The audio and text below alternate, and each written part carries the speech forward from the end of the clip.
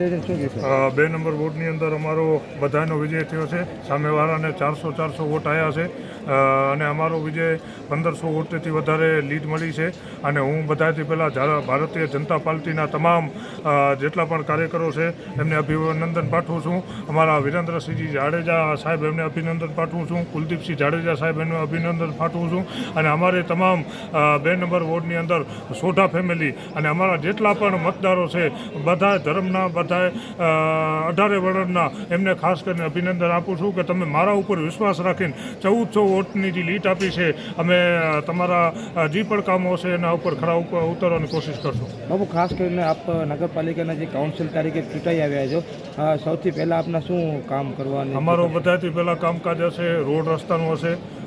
માણસોને જે પણ તકલીફ થતી હોય, રાશનની તકલીફ થતી હોય, નાનામાં નાની તકલીફ હશે એને અમે મોટી સમજીને લોકોની સાથે ખંભોથી ખંભો મિલાવીને કામ કરશું. બાપુ, શું વોર્ડ નંબર 2ના જે જનતાને શું કહેવા માગશો આપ? વોર્ડ નંબર 2ની જનતાને કહેવા માંગીશ કે તમે અમારા ઉપર વિશ્વાસ રાખીને જે તન મન ધનથી ખોબેથી ખોબા ભરીને અમારા ઉપર વિશ્વાસ રાખીને આજ જે ઇતિહાસમાં જેટલી લીડ ન મળી હોય એટલી લીડ તમે આપી છે. ખરેખર રાપરની જનતા અને 2 નંબર વોર્ડને હું અભિનંદન પાઠવીશ અને એમના જેટલા પણ કામ હશે અડધી રાતે અમારું કામ મૂકીને એમના કામ કરવાની કોશિશ કરીશ.